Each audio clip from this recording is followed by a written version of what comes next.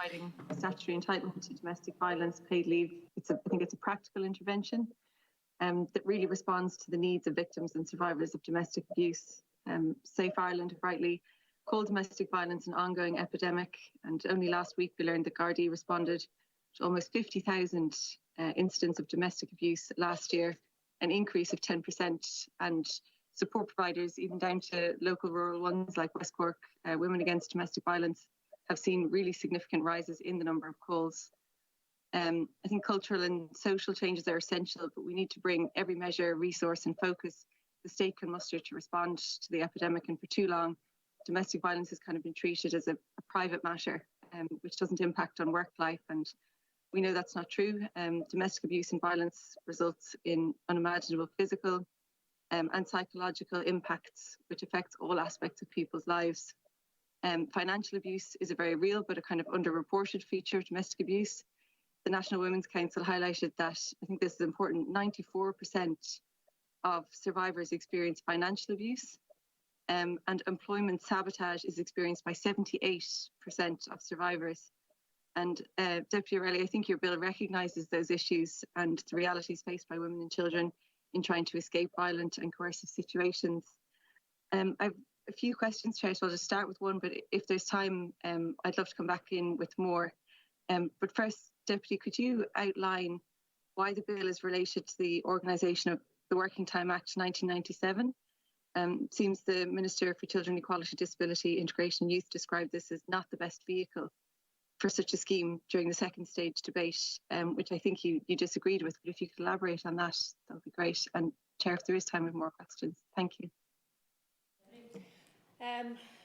Well, my experience tells me that the Organisation of Working Time Act is the place for it, and the reason for that, and there is no fundamental disagreement between myself and the Minister, and as much as we all agree that the legislation should be drafted and brought in, what I would say if the Minister was here was, well, I have a piece of legislation now that's ready to go, that's been drafted by the Parliamentary Legal Advisors, that has been scrutinised by people in the sector, and that I believe will work. It doesn't go any further than the proposals as I understand it, coming from government. The difference is one around timing.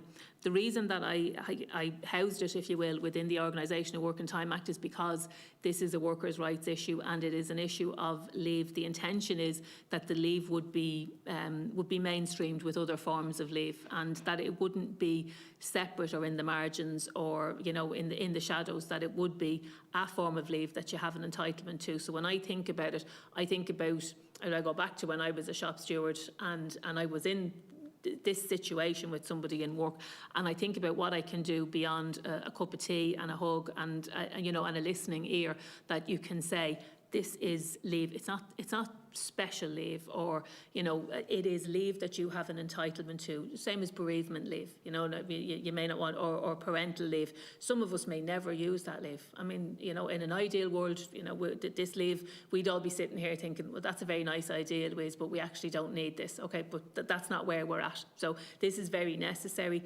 My thinking and the thinking of the party on this, and from talking to stakeholders, is that the best vehicle for it is to put it with existing forms of leave. So all of those come from the Organisation of Working Time Act, and it is about how you organise your time in work so that it puts it as a workers' rights issue. That's not to say that it doesn't have other elements. It's a housing issue, it's a health issue, it's a justice issue.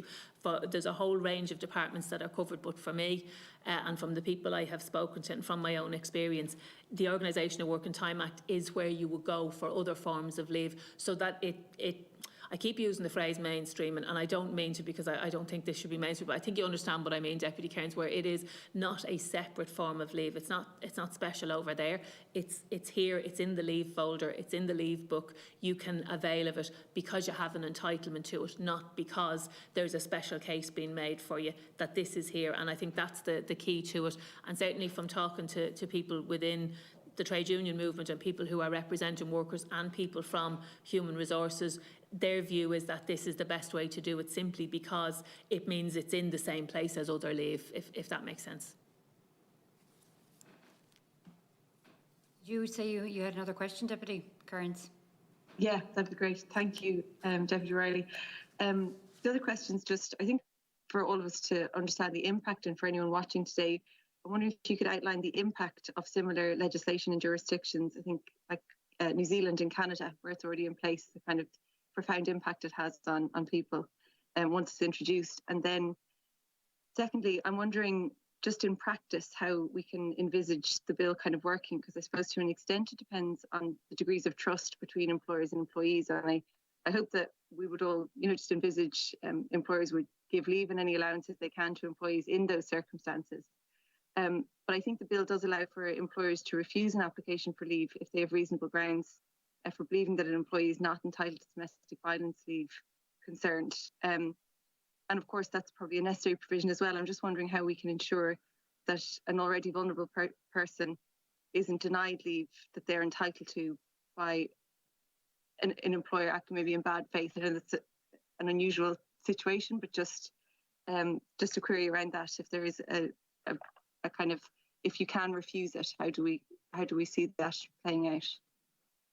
Okay, so the impact of the legislation in other jurisdictions. I was privileged to speak at a conference, and I heard from stakeholders, specifically from New Zealand, and what they had said was the impact, the practical impact, is there, right? So the being able to take time off, that is there, and that what their surveys, people had reported back that they felt like their employer understood that they didn't have to go and bare their soul after having suffered a trauma, that they had that right, and that it was given to them as one adult to another, that it wasn't questioned in the way that I think some people might have envisaged it. But as well as that, and this is something that they pointed to, was the extent to which a national conversation started, that people started to talk about it. So it's not just the legislation, which is obviously I feel very important, and I think we agree that it's very necessary. But it's not just that; it's the posters that come with. Did you know there is a new form of leave? So when there are changes made to the Organisation of Work and Time Act or to other forms of leave, there's generally a publicity campaign that goes with that. Did you know that your rights at work have now changed? And that sparks a conversation at the level of the workplace, which, can I say, I'm not sure that you could even quantify it other than to say it has value beyond measure, because that means that people are talking. So instead of the victim and the survivor, or the survivor being somebody in the workplace who is marginalised, it's very often it's not only, but she is then brought into that conversation because people are talking about the new form of leave. The awareness goes up, and along with the awareness of the leave, the awareness of domestic abuse goes up with it. So they found that was the value. In practice, there is a lot of trust in this, and there has to be, because you are dealing with people who have suffered trauma. So I would often say to people when they question whether or not somebody might take advantage of this leave when they didn't need it, and my response, and this might seem a little bit cheeky, but my response is usually to say, well, would you do that? Would you take leave you weren't entitled to? I wouldn't. I'm going to answer for Deputy Cairns. I know she wouldn't either. Deputy Murnane O'Connor is there. She wouldn't. Senator McGueen, she wouldn't. I know the chair wouldn't. So who are these people who are going to take advantage? This is a very specific form of leave. An awareness campaign is something that will nearly police itself, if you know what I mean. But you can't re-traumatise people by making them tell a story that is very personal and that is the cause of trauma in their life. You can't re-traumatise them. So yes, I 100% accept that there is an element of trust, but I do have that cheeky response when people ask, which is always just to say back to them, well, I won't say exactly what I would say, but you can imagine the language that I use. Would you take advantage? I will say here for the benefit of the committee, would you take advantage of this leave if you didn't need it? The answer, universally, I can say, I've been doing this for a while now, the answer is always no. I know that every person on the committee agrees with me, every person in this room agrees with me. So who are these people? I don't believe that leave of this nature would be abused. However, I do, I'm not naive enough to believe that it couldn't. So there is a mechanism there, in the way that there is for a person who might try to take parental leave when they don't have an entitlement to it. There is a mechanism there for an employer to go to a third party, and there's a mechanism there for a worker to go to a third party should he or she need it.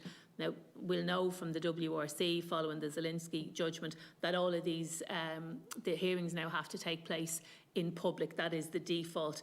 I would say that there is a very compelling case for these hearings to take place, not only in private, but quickly. Now, and again, that involves resource in the WRC, and I am straying into another area here, but I think that there is sufficient within the legislation for employers to be relaxed, and we only have to look at Danske Bank and Vodafone and other employers in other jurisdictions who are moving ahead with this anyway, and they're moving ahead with it in a really positive way, and they're giving really positive feedback.